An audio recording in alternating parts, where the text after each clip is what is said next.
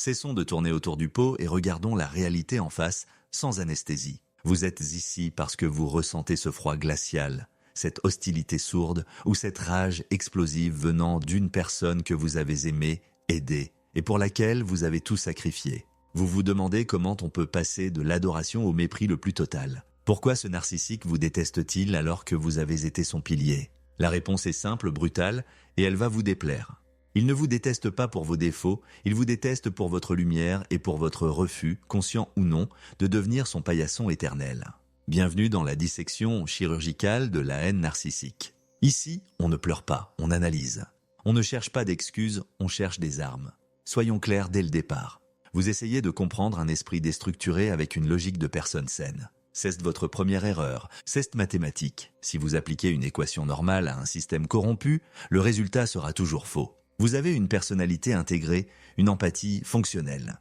Le narcissique, lui, est une coquille vide recouverte d'un masque de perfection. Sa perception de la réalité est une construction fragile destinée à protéger un ego atrophié. Quand vous interagissez avec lui, vous n'interagissez pas avec un humain, mais avec un mécanisme de défense sur pattes.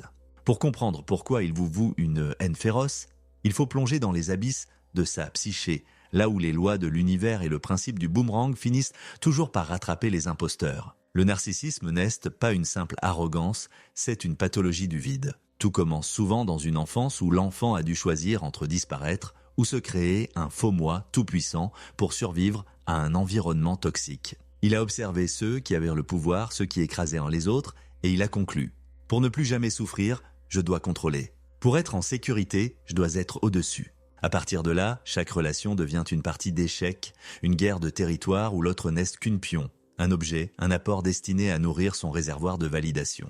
S'il vous déteste aujourd'hui, c'est parce que l'objet que vous étiez a commencé à réfléchir, à résister, ou simplement à exister en dehors de son contrôle. Analysons le premier déclencheur de cette haine.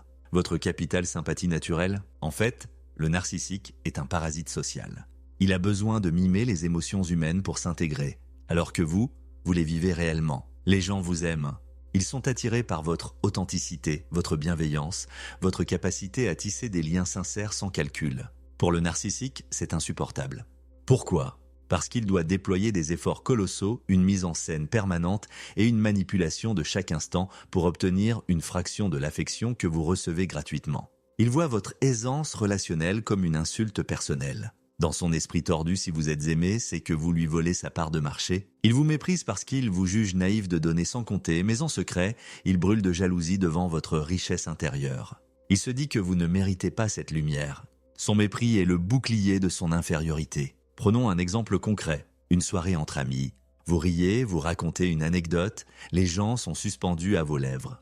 Le narcissique, dans un coin, observe. Il sourit, mais ses yeux sont morts. En rentrant, il va vous attaquer. Tu en as trop fait? Tu étais ridicule. Tout le monde s'est moqué de toi dans ton dos. Pourquoi? Parce qu'il doit éteindre votre éclat pour ne pas se sentir éclipsé. Sa haine naît de son incapacité à générer sa propre joie. Il ne peut que voler la vôtre ou la détruire.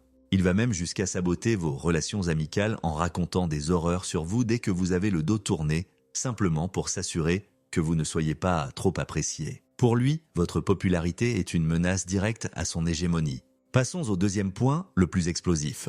Vous l'avez mis face à ses responsabilités. C'est le crime de lèse-majesté par excellence. Dans le monde du narcissique, il n'y a pas de faute, il n'y a que des boucs émissaires. Lorsque vous avez osé dire « ton comportement me blesse » ou « tu avais promis de faire ceci », vous avez brisé son miroir de perfection. Pour lui, la responsabilité est une agression. Il ne voit pas une demande de communication, il voit une tentative de détrônement. Sa réaction est immédiate, la rage narcissique. Il doit vous détruire pour faire taire la vérité que vous portez. En vous détestant, il évite de se détester lui-même. C'est une projection pure et simple. Plus vous avez raison, plus il doit vous convaincre que vous êtes fou, instable ou malveillant. Il ne s'agit pas d'une dispute, mais d'une opération de survie psychique pour lui. S'il admet une seule erreur, tout son château de cartes s'effondre. Il préférera vous voir brûler plutôt que d'admettre qu'il a menti sur un détail insignifiant. Parlons de la stratégie de siège. L'isolement. Un narcissique veut être votre seule source d'oxygène. S'il s'aperçoit que vous avez un entourage solide, d'une famille aimante ou des amis fidèles, il voit autant d'ennemis à abattre. Pourquoi cette haine? Parce que ces personnes sont des témoins. Elles sont les gardiennes de votre santé mentale. Elles peuvent vous dire « ce qu'il te fait n'est-ce pas normal ?» Le narcissique déteste votre réseau social car il ne peut pas le contrôler totalement. S'il n'arrive pas à vous couper de vos proches, sa frustration se transforme en une hostilité venimeuse. Il vous reprocherait votre loyauté envers les autres, la qualifiant de trahison envers lui. Il veut une exclusivité totale, non par amour, mais pour s'assurer que personne n'entendra vos cris lorsque la porte sera fermée. Votre refus de vous laisser isoler est une déclaration de guerre à ses yeux. Imaginez la scène.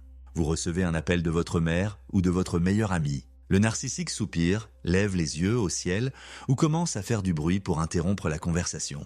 Plus tard, il lancera des piques. Ta mère te manipule, ton ami n'est pas sincère avec toi. Il sème le doute pour que vous finissiez par vous couper vous-même de vos soutiens. S'il échoue, s'il voit que vous maintenez ces liens, sa haine devient une lame de fond. Il vous déteste parce que vous avez un sanctuaire où il n'a pas les clés. Il ira jusqu'à simuler une urgence ou une maladie au moment précis où vous aviez prévu de sortir sans lui, juste pour vous forcer à choisir entre lui et le reste du monde. Avant d'aller plus loin, un pacte entre nous. On vise les 1000 abonnés. Pas de soutien financier, juste un clic pour renforcer cette communauté de résistance. C'est votre part du contrat pour faire grandir cette force d'analyse. On continue. Abordons maintenant le nerf de la guerre, l'argent et le contrôle matériel. Pour un manipulateur, les finances sont une laisse. Si vous avez du succès, si vous gagnez mieux votre vie ou si vous gérez vos ressources avec intelligence, vous représentez une menace. Il veut que vous soyez dépendant. Il peut se présenter comme un partenaire généreux au début, mais c'est un investissement à taux usuraire. S'il réalise qu'il ne peut pas vous tenir par le portefeuille, ou si vous refusez de lui céder vos actifs, sa haine devient froide et calculatrice. Il vous percevra comme un obstacle à sa sécurité matérielle. Il estime que tout ce qui est à vous devrait lui appartenir de droit divin. Votre prudence financière est interprétée comme un manque de confiance, un affront à sa grandeur. En réalité, il enrage de ne pas pouvoir vous acheter ou vous ruiner à sa guise. Considérez le sabotage professionnel. Vous avez une promotion ? Il va déclencher une crise de larmes ou une dispute monumentale la veille de votre premier jour. Vous avez une prime ? Il va soudainement avoir un besoin urgent qui nécessite exactement cette somme. S'il ne peut pas contrôler l'argent, il va saboter votre capacité à le gagner. Sa haine est proportionnelle à votre autonomie. Un individu autonome est un individu qu'on ne peut pas briser, et cela, le narcissique ne peut pas le tolérer. Il peut même aller jusqu'à appeler votre employeur de manière anonyme pour semer le trouble ou oublier de vous transmettre un message important concernant votre travail. Sa haine est un acide qui ronge vos fondations pour vous forcer à ramper vers lui pour subsister. Un point crucial, souvent ignoré, est votre boussole morale ou votre foi. Que vous croyez aux lois de l'univers, à une puissance supérieure ou simplement à une éthique inébranlable, cela rend le narcissique fou. Votre intégrité est un miroir qui reflète sa propre laideur morale. Au début, il a pu simuler une certaine spiritualité pour vous séduire, mais la mascarade ne dure jamais. Votre capacité à pardonner, votre quête de justice et votre empathie sont des concepts qu'il juge ridicules, mais qu'il envie profondément. Il essaiera de détourner votre foi pour vous culpabiliser. Si tu étais vraiment une bonne personne, tu me pardonnerais tout.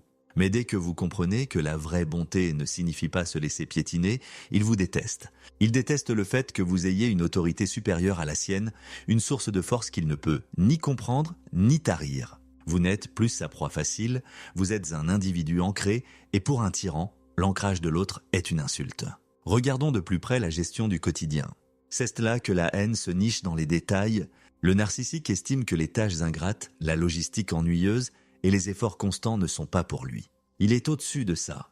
Lorsque vous exigez une répartition équitable des charges, lorsque vous demandez un investissement réel dans la vie commune, il se sent humilié. Pour lui, vous êtes le domestique de luxe qui a soudainement décidé de faire grève. Il ne voit pas votre fatigue, il ne voit que son inconfort. Sa haine naît de cette obligation de redescendre sur terre, dans la réalité des mortels.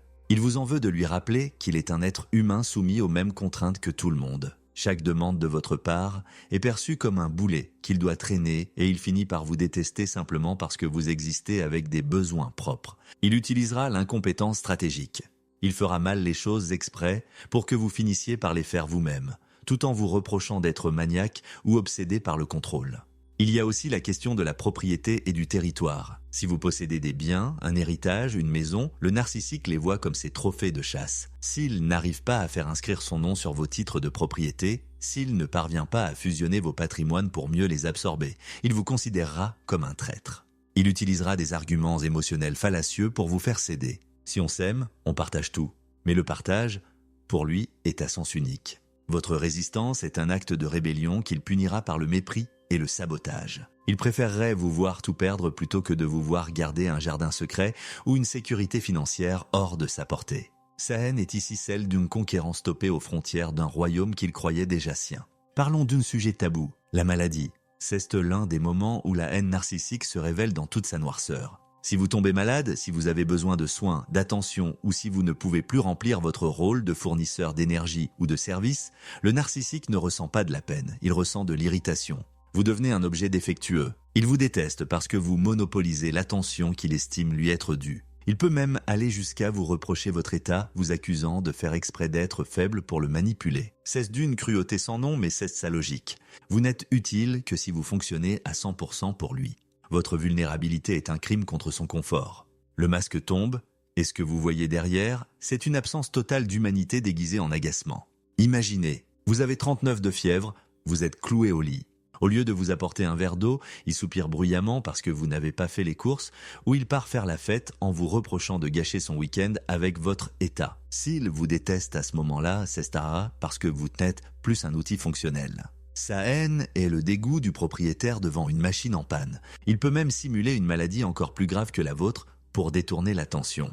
C'est une compétition permanente, même dans la souffrance, et puis vient le moment ultime, la rupture. Si c'est vous qui partez, si c'est vous qui dites « assez », vous déclenchez une haine qui peut durer des années. Pour un narcissique, être quitté est une blessure mortelle. C'est la preuve irréfutable qu'il n'est pas parfait, qu'il n'a pas un contrôle total sur vous. Il va réécrire l'histoire. Il va lancer une campagne de dénigrement pour convaincre le monde entier que c'est lui qui vous a jeté ou que vous êtes une personne toxique dont il a dû s'enfuir. Sa haine est son moteur de reconstruction. En vous détruisant socialement, il tente de réparer son ego brisé. Il ne vous pardonnera jamais d'avoir repris votre liberté. Votre bonheur sans lui est son pire cauchemar. Chaque sourire que vous affichez après l'avoir quitté est un coup de poignard dans son orgueil démesuré. Analysons cette campagne de dénigrement avec précision. Il ne va pas juste dire que ça n'a pas marché. Il va distiller des mensonges élaborés, mélangeant 10% de vérité déformée à 90% de pure invention. Il dira à vos amis communs « Je m'inquiète pour elle. Elle a commencé à boire en cachette ou il était devenu violent. J'ai dû partir pour me protéger. » Il utilise votre propre empathie contre vous, se faisant passer pour la victime courageuse qui a tout essayé pour vous sauver. Il vous déteste parce que tant que vous êtes debout, heureux et sain d'esprit, vous êtes la preuve vivante de son imposture. Il doit vous transformer en monstre pour rester le saint dans le récit qu'il vante aux autres.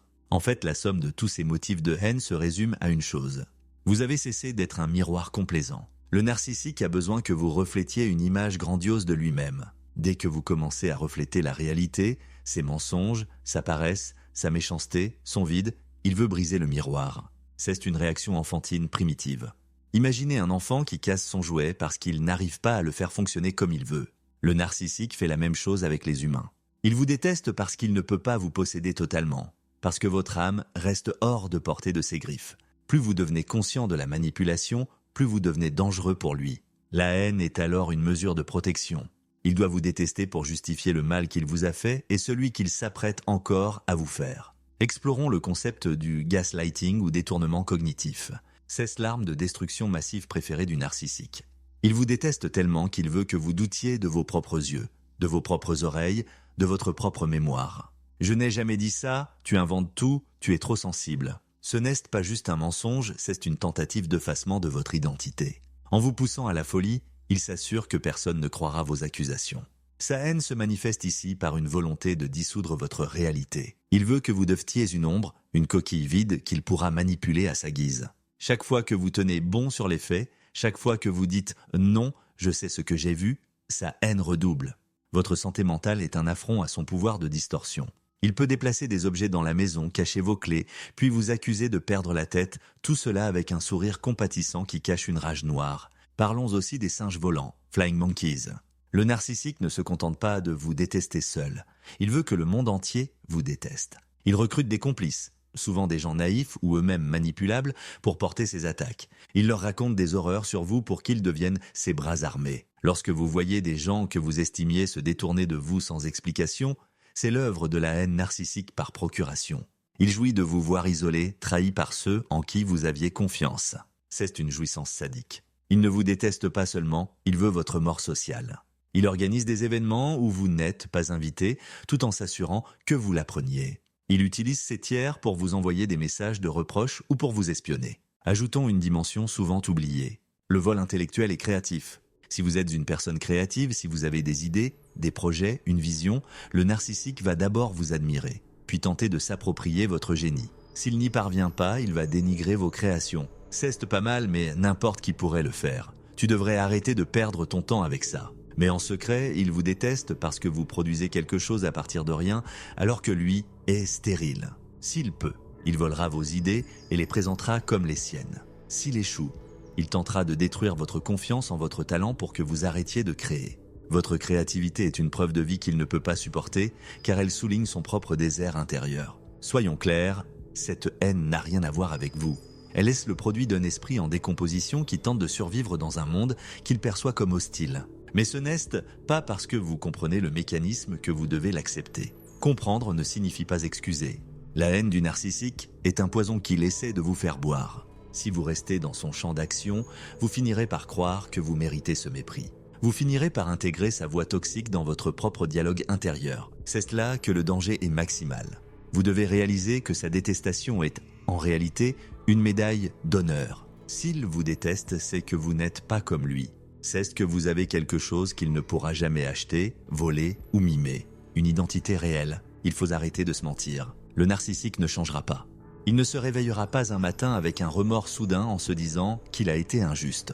Son cerveau est câblé pour la survie de son ego, pas pour l'empathie. Chaque tentative de votre part pour expliquer vos sentiments est une perte de temps et d'énergie. C'est comme essayer de décrire les couleurs à quelqu'un qui a choisi de vivre dans le noir total.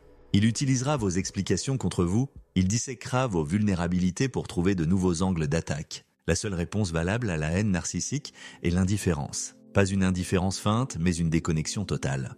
Vous devez devenir une pierre grise, un objet sans intérêt, sans réaction, sans émotion. Quand il ne pourra plus tirer de nourriture de vous, il ira chercher une autre proie. C'est cynique, mais c'est votre seule porte de sortie. Approfondissons cette technique de la pierre grise. Imaginez un galet au bord d'un chemin. Il est aigri, il est ennuyeux, il ne réagit à rien. Si vous lui donnez un coup de pied, il ne crie pas. Si vous l'insultez, il ne répond pas. C'est ce que vous devez devenir face au narcissique. Il cherche une réaction n'importe laquelle, la colère, les pleurs, la justification, tout cela est de la nourriture pour lui. Si vous restez neutre, si vous répondez par des « Ah, d'accord, c'est ton opinion », il finit par mourir de faim. Sa haine va s'intensifier au début, c'est l'extinction de la réponse, mais s'il ne reçoit rien, il finira par se lasser.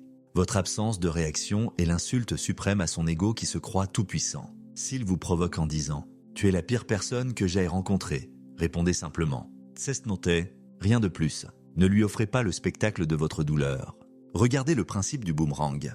Tout ce qu'il projette sur vous finit par lui revenir. Sa haine, sa solitude, son vide intérieur sont ses propres prisons. Vous pouvez guérir. Vous pouvez reconstruire votre estime de soi, retrouver vos amis, gérer votre argent, pratiquer votre foi et reprendre le contrôle de votre vie. Lui, il restera condamné à errer de victime en victime, portant son masque de plus en plus lourd, hanté par la peur d'être découvert. Sa haine envers vous est le cri d'un homme qui se noie et qui essaie de vous entraîner avec lui. Ne lui tendez pas la main, vous ne feriez que couler ensemble. Sa vie est une suite de recommencements pathétiques, alors que la vôtre peut être une ascension continue. Il est temps de passer à l'action. Vous avez compris le pourquoi ? Maintenant, occupons-nous du comment. Vous ne pouvez pas gagner une guerre contre un narcissique sur son terrain car il n'a aucune règle, aucune limite, aucune morale. Le seul moyen de gagner est de quitter le champ de bataille. Cela demande un courage immense, car le narcissique a passé des mois ou des années à miner votre confiance en vous. Il vous a fait croire que vous étiez rien sans lui. C'est le plus gros mensonge de l'histoire. En réalité, c'est celui qui n'est rien sans son apport narcissique, c'est-à-dire vous. Vous êtes la source d'énergie, il est le prédateur. Sans vous, il est face à son propre vide et c'est ce qu'il redoute le plus au monde. La haine qu'il vous porte est aussi une tentative de vous garder lié à lui. La haine est un lien émotionnel puissant, presque autant que l'amour. Tant que vous êtes en colère, tant que vous cherchez vengeance, tant que vous essayez de lui prouver qu'il a tort, vous êtes encore sous son emprise. Vous lui donnez encore de l'importance. Le stade ultime de la guérison, c'est quand sa haine ne vous fait plus ni chaud ni froid. Quand vous apprenez qu'il a dit du mal de vous et que vous haussez simplement les épaules en pensant à autre chose, c'est là que vous avez gagné. C'est là que le narcissique perd tout pouvoir. Votre silence est une arme de destruction massive contre son ego. Considérons l'effet du hoovering, l'aspirateur. Après une période de haine intense, il peut soudainement redevenir gentil. Il vous envoie un message nostalgique, s'excuse à demi-mot ou vous demande un service mineur. Ne vous y trompez pas, c'est une autre forme de haine. Il teste votre résistance. Il veut voir s'il peut encore vous manipuler. S'il réussit à vous faire revenir, sa haine sera décuplée car il vous méprisera d'être retombé dans le panneau. C'est un cycle sans fin. La seule façon de briser l'aspirateur, c'est de boucher le tuyau. Le no-contact radical. Bloquez-le partout. Changez de numéro si nécessaire. Ne laissez aucune porte entrouverte car il s'y engouffrera pour finir de vous détruire. N'oubliez jamais que vous avez été choisi par lui précisément pour vos qualités. Il ne s'attaque pas aux gens faibles. Il s'attaque aux gens forts, généreux et brillants, car c'est de cela qu'il a besoin pour se nourrir. Votre haine de soi actuelle, instillée par ses soins, est une distorsion de la réalité. Reprenez vos esprits. Regardez-vous dans le miroir et voyez la personne qui a survécu à ce traitement inhumain. Vous êtes encore là. Votre capacité d'Aimer est intacte, votre intégrité est là, cachée sous les décombres de la relation. Le narcissique a essayé de vous briser, mais il n'a réussi qu'à fissurer votre armure. Utilisez ces fissures pour laisser entrer une nouvelle lumière, une conscience plus aiguë de qui vous êtes et de ce que vous ne laisserez plus jamais personne vous faire. Le chemin de la reconstruction sera long, parsemé de doutes et de moments de rechute. Le lien traumatique est une addiction chimique réelle dans votre cerveau. Votre corps est habitué aux pics de cortisol et d'adrénaline provoqués par ces crises. Lorsque vous partez, vous êtes en manque. Vous ressentez une anxiété atroce, vous avez envie de l'appeler pour apaiser la douleur qu'il a lui-même causée. C'est le syndrome de Stockholm à petite échelle. Comprenez que cette douleur est physique. Traitez-vous comme un convalescent, dormez, mangez sainement, voyez des gens qui vous font du bien. Chaque jour passé loin de sa toxicité est une victoire. Chaque décision prise pour votre propre bien, sans tenir compte de ce qu'il pourrait en penser, est un pas vers la liberté. Vous n'avez pas besoin de ces excuses pour avancer. Ces excuses seraient de toute façon un autre mensonge. Votre fermeture, votre silence et votre succès sont vos seules réponses. Vivez bien, vivez fort, vivez libre. C'est la seule chose que le narcissique ne pourra jamais supporter. Maintenant, avant de conclure ce diagnostic, je vais vous donner les règles de fer pour survivre et sortir de cette zone de combat. Ce ne sont pas des suggestions, ce sont des ordres de mission pour votre survie psychique. La loi du silence absolu est de votre première ligne de défense. Coupez tout canal de communication sans exception. Pas de messages, pas d'espionnage sur les réseaux sociaux, pas de nouvelles demandées à des tiers. Le narcissique se nourrit de votre attention, qu'elle soit positive ou négative. En devenant une pierre grise, vous affamez le prédateur et reprenez le contrôle total de votre espace mental. C'est une question de vie ou de mort pour votre esprit. Si vous avez des enfants avec lui, limitez les échanges au strict minimum logistique via des applications dédiées ou des tiers. Ne parlez jamais de vous, de vos sentiments ou de vos projets. Soyez un robot administratif. Si vous le croisez, ne fuyez pas, mais ne le regardez pas. Il doit devenir invisible à vos yeux. La loi de la forteresse émotionnelle exige que vous ne justifiez jamais vos actes. Expliquer vos raisons, c'est donner des munitions gratuites à l'ennemi. Face aux accusations les plus folles, restez de marbre. Votre vérité n'a pas besoin de son approbation pour exister. Gardez vos émotions pour ceux qui les méritent vraiment. En refusant systématiquement le conflit, vous brisez le cycle de la manipulation et protégez votre intégrité psychique contre ces assauts. Rappelez-vous, justifier, c'est s'affaiblir. Le narcissique n'écoute pas pour comprendre, il écoute pour trouver une faille. Ne lui en donnez aucune.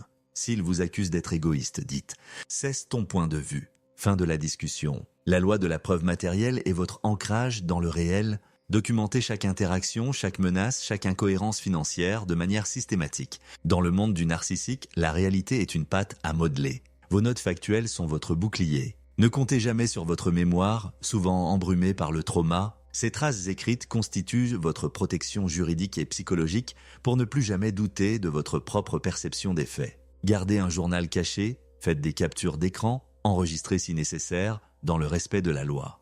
Quand le doute vous assaille, relisez ces preuves.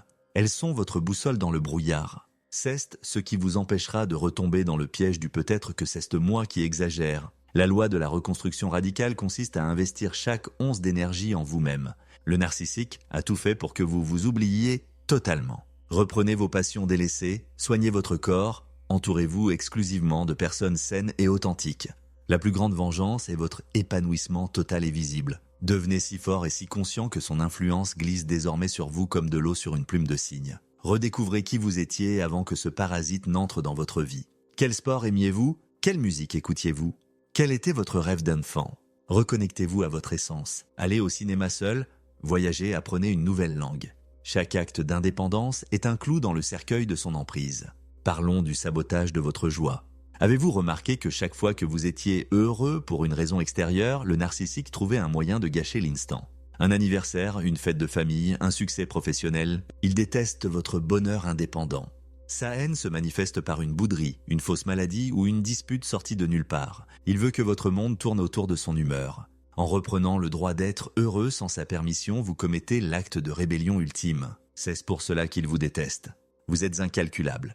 Il ne peut pas supporter que votre sourire ne soit pas un produit de sa volonté. Vous avez maintenant les clés du coffre-fort. La vérité était brutale, mais elle est libératrice. Le narcissique vous déteste parce qu'il a échoué à vous détruire. Sa haine est le dernier hommage qu'il rend à votre force de caractère. Ne lui faites pas le plaisir de rester une victime. Relevez la tête, redressez les épaules. Vous n'êtes pas responsable de sa folie, mais vous êtes responsable de votre avenir. Les lois de l'univers sont claires. Celui qui sème le vent récolte la tempête, et celui qui cultive sa propre vérité finit par trouver la paix. Cessez de regarder en arrière, il n'y a rien pour vous là-bas, seulement des ombres et des mensonges. Votre vie commence ici dans cet instant où vous décidez que plus personne n'aura le pouvoir de vous faire douter de votre valeur. Soyez impitoyable avec ceux qui ont tenté de vous éteindre. Votre esprit est votre territoire sacré, défendez-le avec la férocité d'un lion. La liberté n'est-ce pas un cadeau? C'est une conquête de chaque instant. Allez la chercher. On se retrouve très vite pour une nouvelle analyse, restez lucide, restez fort. La vérité vous rendra libre, mais d'abord, elle va vous mettre en colère. Utilisez cette colère comme un carburant pour votre renaissance. La colère saine est celle qui dit « plus jamais ça ». Ceste l'énergie nécessaire pour poser des limites infranchissables. Ne la laissez pas se transformer en amertume. Transformez-la en puissance d'action. Vous avez le pouvoir, ne l'oubliez jamais. Ne laissez pas son venin infecter votre avenir. Vous avez survécu au pire. Le meilleur est une construction qui vous appartient. C'est ici que s'arrête notre dissection d'aujourd'hui. Vous savez ce qu'il vous reste à faire? Le monde est vaste et il regorge de personnes capables d'aimer sans détruire. Ne laissez pas un seul individu déviant vous faire croire le contraire. Votre voyage vers vous-même ne fait que commencer et c'est la plus belle aventure que vous puissiez vivre. Ne regardez plus jamais dans le rétroviseur car le prédateur est déjà loin derrière, cherchant désespérément une autre ombre pour se cacher. Vous marchez désormais en plein soleil. Et c'est là que vous appartenez. Prenez soin de vous car vous êtes la seule personne avec qui vous passerez le reste de votre vie. Faites en sorte que cette compagnie soit la plus gratifiante possible. À bientôt.